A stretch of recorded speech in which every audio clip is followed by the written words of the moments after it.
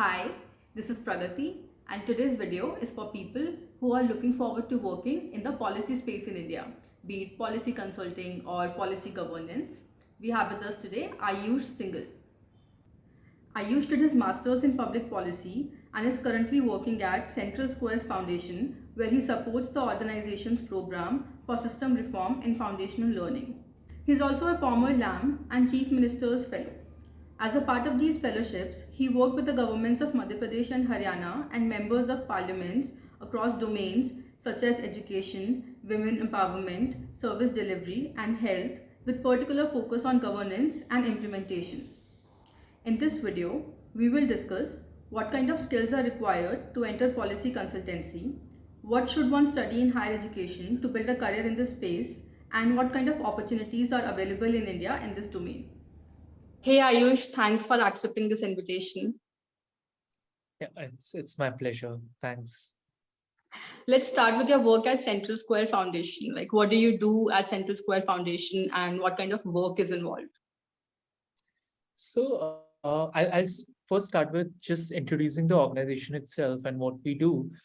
Central Square Foundation works in education, and it's one of the portfolio organizations of the Convergence Foundation, which has 7 to 8 different organizations in its portfolio. It's founded by Mr. Ashish Dhawan, and Central Square Foundation has been around since 2012. We currently primarily work in 3 areas: foundational learning, private school governance, and EdTech, education technology. I am part of the foundational learning, foundational literacy and numeracy vertical, and I'm part of a team which is working with different state governments, 5 to be precise.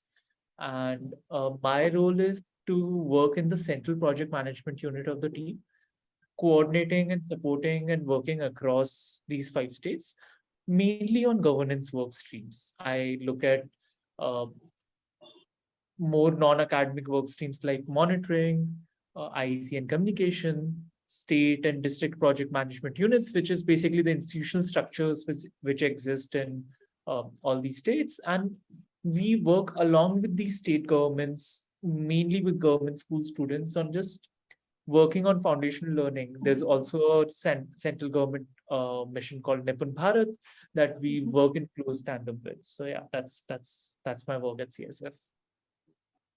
Okay, if I'm not wrong, Nipun Bharat is a part of a national education mission. Is that right? It's part of, like, it's the parent body, like the parent thing can be national, could be called National Education Policy 2020. But yeah, it's derive its motivation and mission from that. The Prime Minister of the country had recently launched the Nipun Bharat mission, and it focuses on achieving grade level competency for grades 1, 2, 3. And the idea is that while the kids are in school now, we have come a long way since the 1970s, 80s. If you would know about the 2002 Sarv Shiksha Abhiyan, which Mr. Atal Bihari Vajpayee, then Prime Minister, had launched. Back then, the numbers were not very great in terms of the enrollment in schools.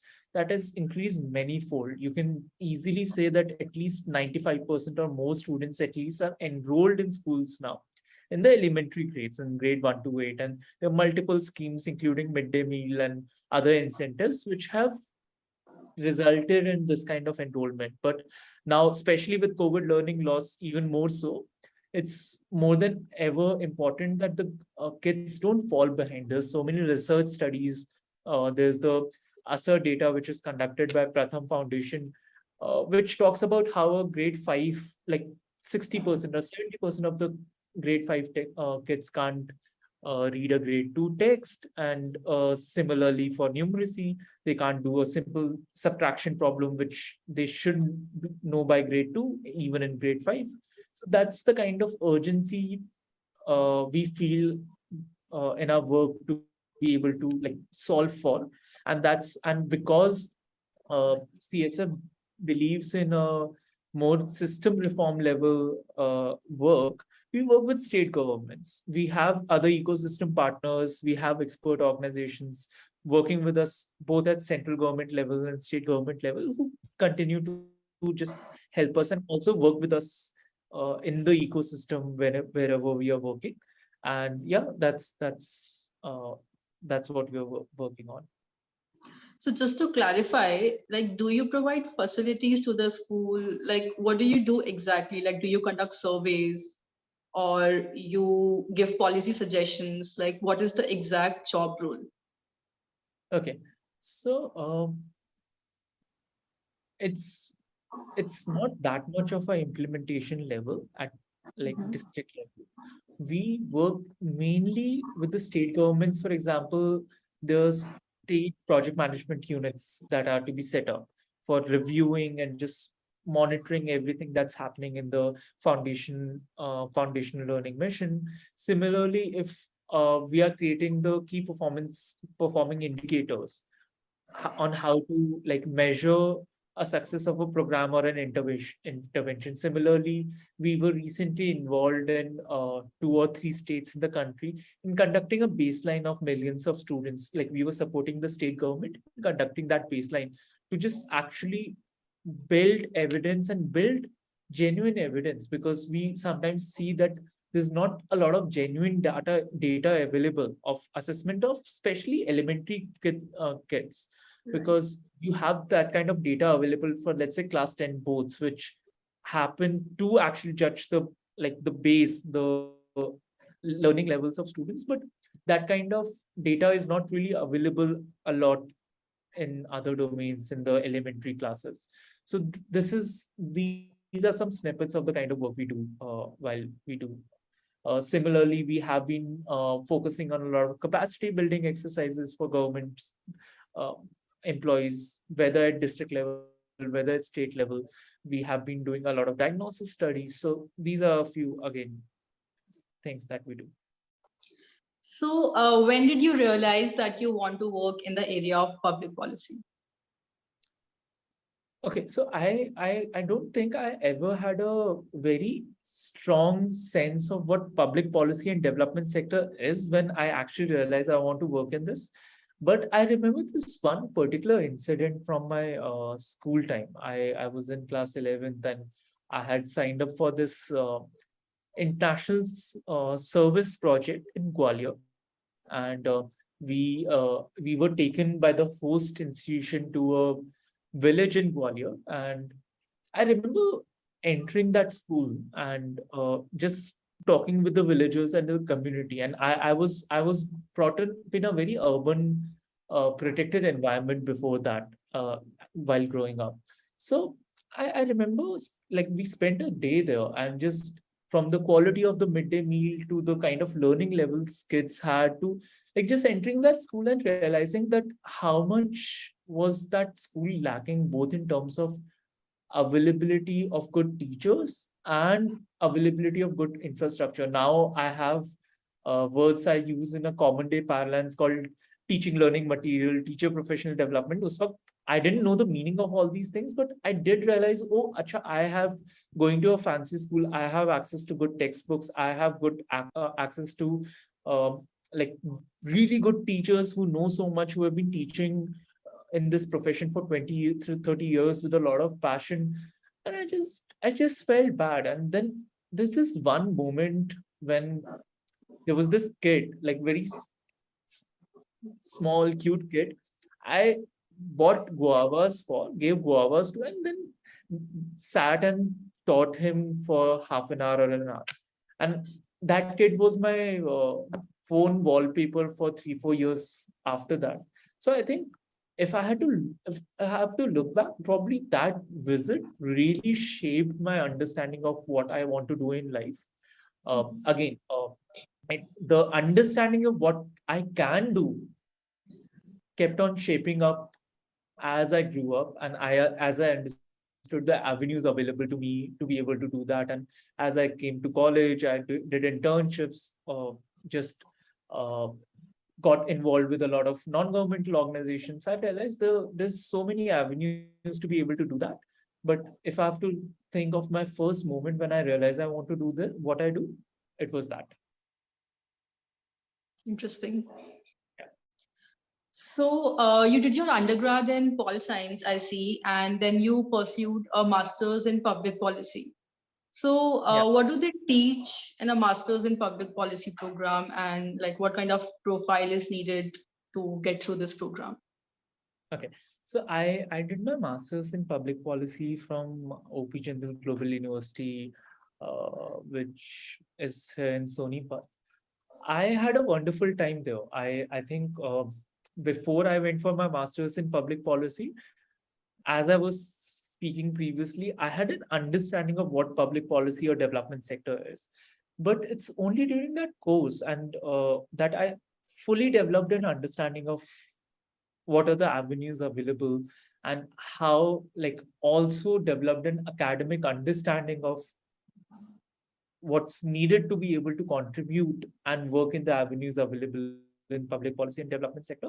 A master's in public policy course usually is a very interdisciplinary course. While you may have a master's in political science or economics, which may have some elements of interdisciplinarity, but would concentrate on one field or one domain or one subject. Masters in public policy taught me things about political philosophy and at the same time about macroeconomics. It taught me how to do quantitative research and qualitative research. It taught me a lot of other things, and it at the same time the experience. I think uh, higher education, as we all know, is not just about the course you do or the curriculum you have, but also about the professors you have, which I think was another amazing thing for me while doing my master's. I had most of my professors had done their PhDs somewhere in US or Europe and brought with them a lot of practical understanding of things. They had like they were people who had been until very recently been working with some or the other think tank and had very rich experience. Some of them were civil servants, some of them had my dean had in fact been had served in multiple international organizations and multilateral organizations. So I would say the experience of doing a master's in public policy really differs, I'm sure, based on the place you end up at. I I was lucky enough to have a good experience, but that's what my experience was. So, which other colleges or universities in India offer a master's in public policy? Uh, I would say I'm aware of five or six of them. I know the TIS Mumbai, the TIS Hyderabad campus offers one. Then the TIS Mumbai campus has the development studies course, which comes to be a little similar. Azim Premji University is a hot destination for people wanting to do public policy. Another is NLS Bangalore. Rajasthan University also used to have a public policy course, but I'm not sure if they still continue to have one. There's some Ambedkar also has development studies. Yes, Ambedkar has multiple such courses, not just public policy, even development studies. They have a course called Law, Society, and Politics for people who are coming from a law background and want to do a public policy course. I know that Madras School of Economics has something similar, but that's the extent of my knowledge on the kind of opportunities available here in India to do a master's in public policy or a course in public policy. There's also Takshila Institute of Public Policy, which offers a certificate course in public policy. And I would say that given the interdisciplinary nature of Ashoka University, they have a master's, they have a Young India Fellowship program plus a master's course to pursue post that, which also has very good options available to get a sense of uh, development studies and public policy as a domain. Right. So, what kind of opportunities are available after you pursue a master's in public policy? Pragati, it would really differ. I think, as I was saying, masters in public policy in itself is so interdisciplinary, and public policy as a domain just so envelopes us in everyday life that it's probably equivalent to a MBA, for example. You could be in FMCG, you could be in climate change, you could be doing sales, you could be doing human resources because of how interdisciplinary MBA is. Similarly, I think you could be in a more implementation centric role after doing a degree in public policy. You could even end up in a very uh, international relations centric role and work with a multilateral organization. You could be working on human rights. So I think another advice I usually have for young graduates who are considering their post graduation in public policy usually is two things. One, definitely have a understanding of what you're seeking from the course. And when I'm saying what you're seeking from the course, there would be different people who have different interest areas. A political science graduate may be more interested in the political philosophy and political research aspects of it. And similarly, someone who wants to pursue research in longer term uh, and has a background in economics and does a master's in public policy would want to do a more economic based like would want to take more economic based fields, would want to do more economic based research even after their masters in public policy. Similarly, for any kind of implementation kind of exercise and anything else, there are just too many fields. There's education, there's women empowerment and gender, there is climate change and sustainability, and I can go so on and so forth. Similarly, the second advice I have for people while they consider doing their masters is, I would say, just get some ground level experience. So just generally work for a while, maybe in a think tank, maybe even intern, or if not working at a think tank for a year or two, just intern for 3 to 6 months during your undergrad. Form a point of view, form a perspective on what you are actually seeking from your career and from a master's. Don't jump into a master's as broad and as interdisciplinary as NPP without having a sense of or the lay of the land. So yeah. So I'm very curious to talk about your experience with LAM Fellowship. So can you like discuss with the viewers what was your experience with the LAM Fellowship? I think Lamb Fellowship was another wonderful opportunity I had been waiting for literally. I think I heard about it 5 or 6 years before I did Lamb Fellowship. I had heard about it at one of these NGOs I was working with called Youth Alliance, and they did a fabulous job. The founder of Youth Alliance currently runs another institution called Indian School of Democracy. They did a fabulous job of just exposing us and introducing us to development sector and what happens in development sector while we were still young kids in the first year of our undergrad in college. Lamb Fellowship provides you an opportunity to work with a member of parliament. It's run by a think tank based in Delhi, which does research on legislative issues called PRS Legislative Research. And as a LAM fellow, you are attached to a member of parliament for a period of 1 year. It's usually a cohort of 50 to 55 LAM fellows at one time. The kind of role PRS plays in this fellowship is that they train you, they support you, they help you navigate through working for a member of parliament, and also continue during the 1 year you are at LAM Fellowship. They continue to provide you insights and provide you training, and in fact, even organizing sessions for you from industry experts who want to come and talk to you. And as a LAM fellow, or as just generally as a member of parliament, you have multiple duties. The LAM fellows are not as involved with the constituency related duties of a member of parliament, but more so with the legislative parliamentary duties. So you are supposed to be helping and supporting the political leader in framing the questions that are to be asked in the parliament and actually filing them.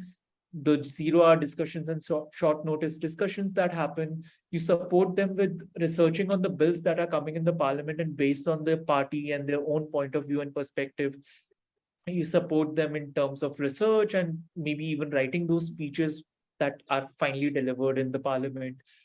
In fact, I think the most aha moment of any LAMP fellows tenure is the first time something you have actually put on piece of paper is said in the highest like decision making body in a way, or legislative body of the country. And it's just surreal to know that something you did has actually reached the table of the parliament. And some of the LAMP fellows also get a chance to actually work on private member bills, which are basically bills which are formed by individual members who are not part of, like, who are not ministers, who are not part of the government, but want to propose a legislation or a bill. So as a LAMP fellow, you get a chance to do that. I myself had a chance to uh, support my member of parliament draft legislation on multiple issues, private member bills on multiple issues. We, I think, introduced 3 or 4 of them in Lok Sabha, which was where my member of parliament used to work, used to be from. And other than that, there are multiple other opportunities for you as a LAMP fellow, because um, you just get integrated in all that politics policy domain in Delhi, where you get to attend a lot of seminars and events and just maybe help your member of parliament with some constituency research, some other engagements that they may have. So, and that's the experience of being a LAMP fellow. So if I'm not wrong, you also get access to the library at the parliament, and Uh, you also get Not a promised. It's not okay. promised, but that may come as a like perk of being with a member of parliament. But that's not an access given to you. That's an access given to the office of the member of parliament. He or she may choose to extend that opportunity to you. Okay. And I've even heard that Parliament gives book grant, like in case someone wants to write a book related to any parliamentary issue. So is it a part of this fellowship, or is it some other fellowship? No, it's not part of the fellowship, definitely. You don't get a chance to do that because you're part of the fellowship. I am personally not aware of what this is about, but I'm sure some LAMP fellows can actually avail that opportunity based on, again, the kind of relationship they share with the member of parliament. Okay. So how do you get selected for this fellowship? Like, what is the process, selection process? It's very simple. They receive around 5,000 plus applications every year. You have to be under 25. You have to have a undergraduate degree, and you have a written application round first, where you talk about your motivations to join the fellowship, and you're given a policy research issue to submit your views on.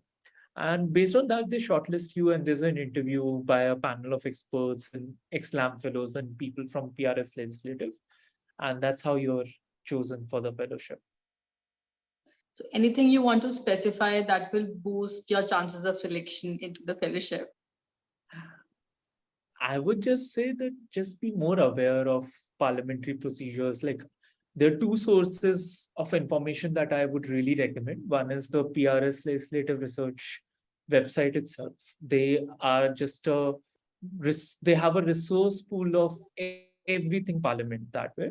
And second, I'm very surprised sometimes, even on their first day, some of the LAMP fellows have never watched debate or parliamentary proceedings in general. So do try to watch some of the parliamentary proceedings, which are very easily available to you. That would really give you a sense of what this is all about. Third thing you may consider is that LAMP fellowship is not the only way. Like, LAMP has had candidates who have applied to the fellowship for 2 or 3 times.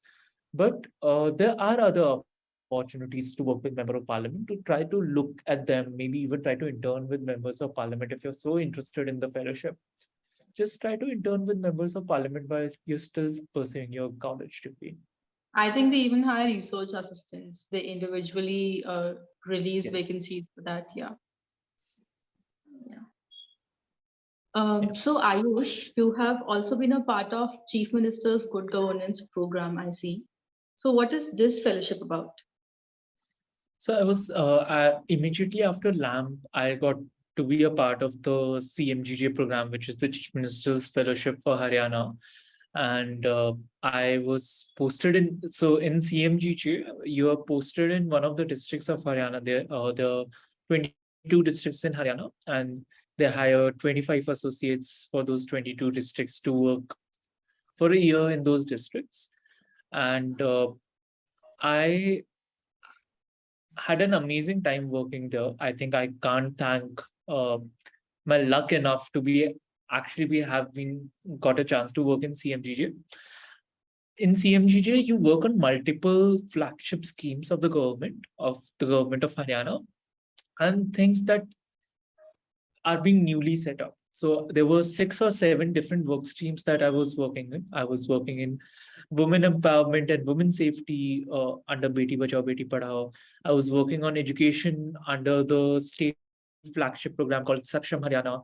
Similarly, something that was introduced as a new module during our tenure was e-office, where rather than physical file system, the entire government machinery was shifting to um, electronic file transfer, and that's something that we as CMGJs in every district were responsible to support, and just from actually onboarding of every government employee, which in my district were about 3,500 employees who were to be onboarded, to actually training them, to actually starting those systems to ensure procurement of the material and it reaching on time to the district headquarters, to monitor and support and monitoring and review of the functioning of that system, e-office, was something that we worked on end to end.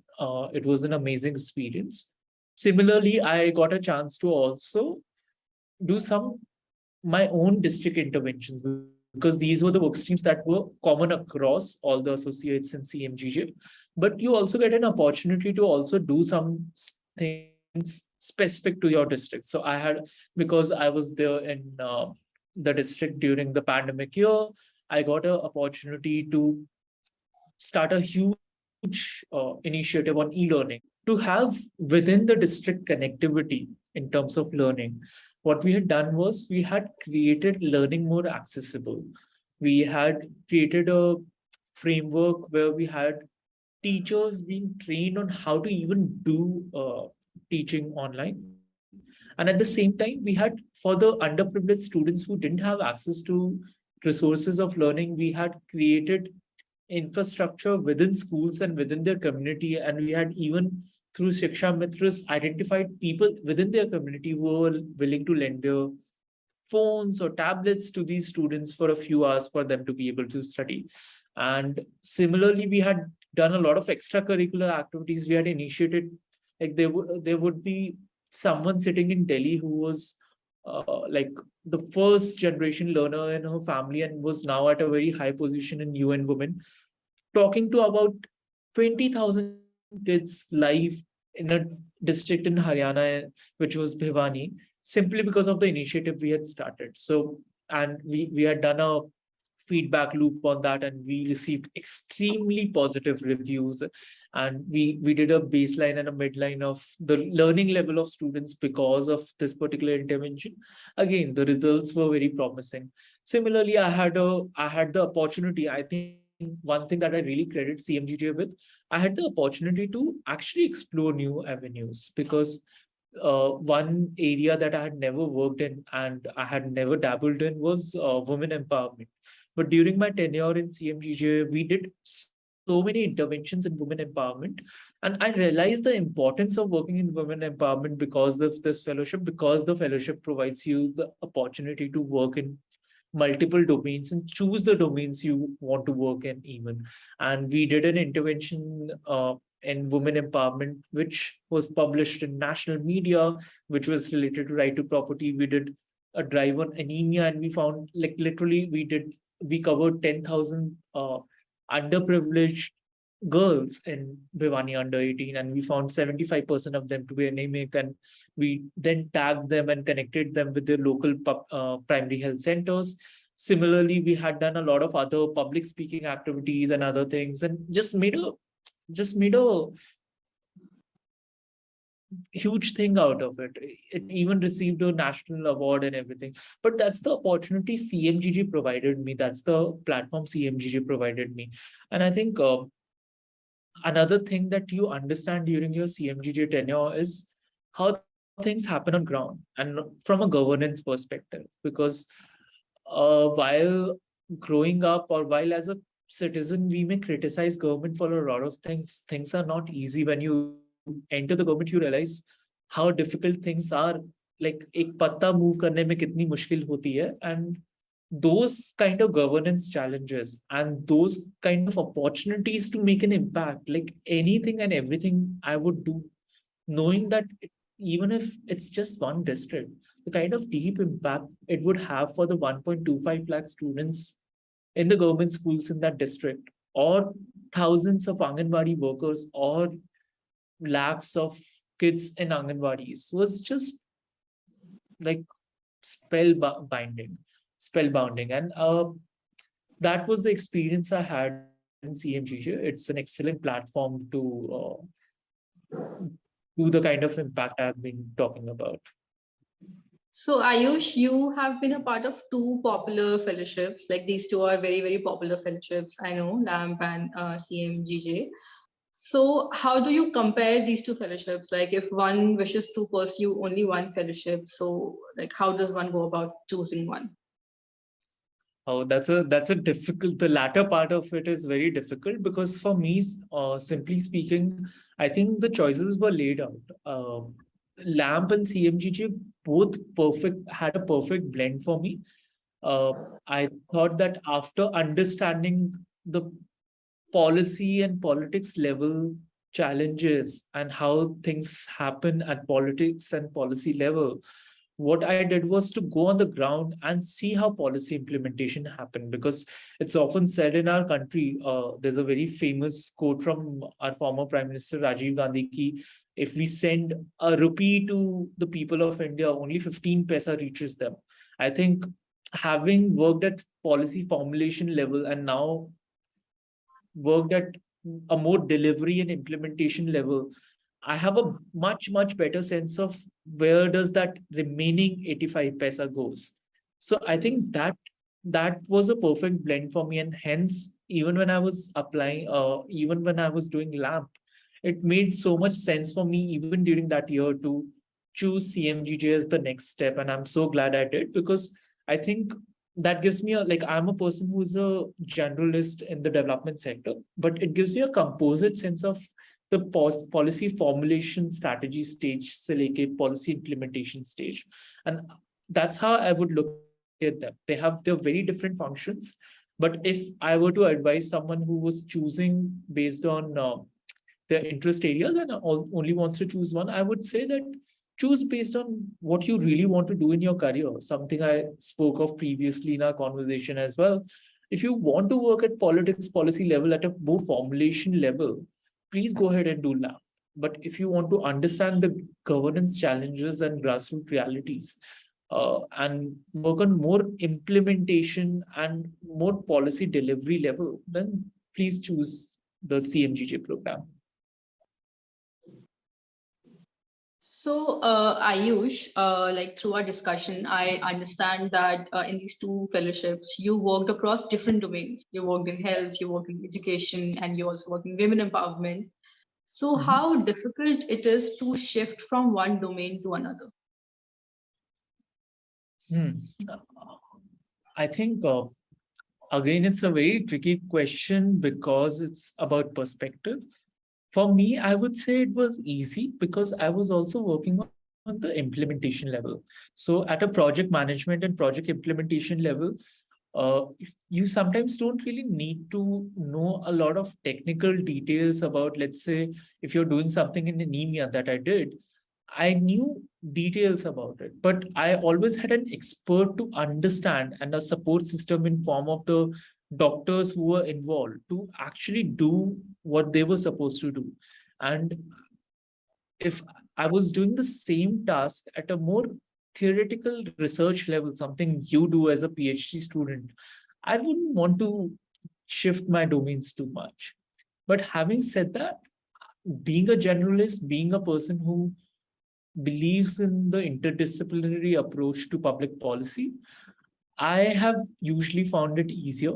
It definitely takes time. Even if I had worked in education before and I had done a couple of internships, I had worked in education during my CMGG tenure. When I first moved to CSF in a more strategy role and started understanding the technical details and know-how of education and the academic details, I would call it, it was difficult. It took me about a couple of months to even get familiar with these words. And even today, after a year of working in education at CSF, I can say that I can't contribute to a lot of academic technical work streams because there are people who have been working in those work streams for 7 or 8 years. They have done assessments on the ground. They have done their bachelor's and master's in education. So definitely there's a different place there is for an expert in every domain, whether it be education, whether it be health, whether it be something more rudimentary like rural development, or whether it may be more technical like climate change and sustainability. But it would also differ on the role you're playing in that particular domain or field or subject. So, what kind of skills do you suggest that one should build up during his or her undergrad if one wants to enter this public policy space? I would say skills and experience, because skills are something which you can't tag to a particular experience, but experiences may lead to different skills. So I would say again, I know it's very difficult to like just know what you want and how to build your career trajectory, but I always peg knowing what you want from whatever you want to do in public policy or in general in life is a very, very important thing. After you build that understanding and have an initial diagnosis, for a lack of better word, you can choose to go for different experiences. Again, if you're someone who, and I do believe that practical experience, practical exposure in the real working environment, other than your studies and academic, whatever you're doing, is a very, very important thing. If you are just doing your undergrad, whichever subject you are doing it in, you'll build a theoretical understanding, you'll learn in the classroom, you have a wonderful time. But when you dirty your hands on the field is when you learn things. So I think my most practical advice to anyone and everyone would be there are too many opportunities out there in terms of internships and volunteer experience. Choose the right one. Do a lot of research on what's the right one. Before that, try to understand what do you even want. And if you want to be experimental, for example, I remember even as late as my almost last semester of my master's in public policy, I wondered maybe I like health is such a attraction for so many of my friends and batchmates. I have never been interested in health as a domain.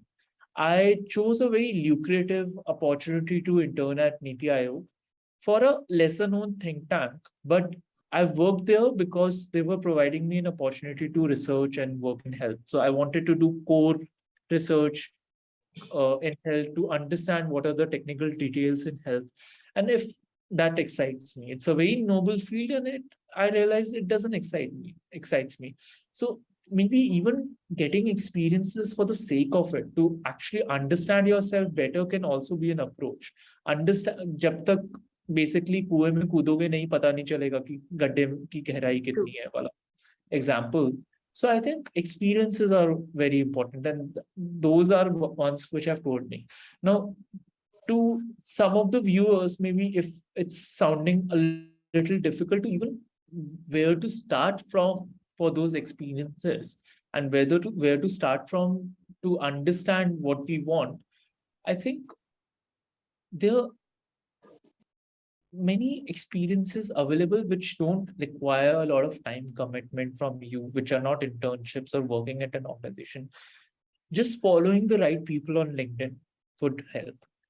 Going and like uh depending on where you're placed, if you're placed in a major town like Delhi or Bombay or Bangalore, attending these events in public policy that keep on, for example, in Delhi happening at India Habitat Center or India National Center, and all these institutions, and meeting the right people, brainstorming with them would help. If you're not based out of these cities, the, especially the pandemic has opened doors for uh, opportunities to hear things online and attend webinars.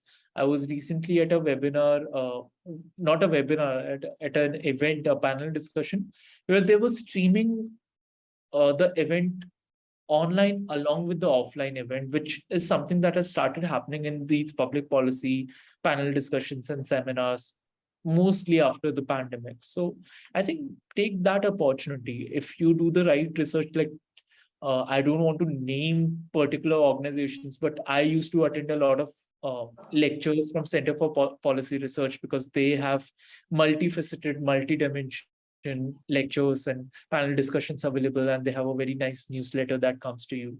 There's a Vidi Center for Public Policy. There are many other institutions. There's Ashoka University, there's OP Jindal University. So there are multiple institutions, but you have to do your research to be able to even identify what are the experiences and skills that you want to gain in your undergrad. And another popular opinion, but I wouldn't say I have been able to walk that path, is doing courses. There are multiple, again, even a lot of think tanks offer such courses in public policy during your undergrad, which are certificate courses. I haven't done, mm, I think, any, but that's also been proven to be helpful for a lot of people. Right. I think we end this here, and thank you. This was a really informative session. And for the viewers, if you have any questions, you can like drop your questions in the comments below. I hope you don't mind that. Yeah, definitely. I'm happy to answer more questions if, yeah. Okay, thank you. Thank you.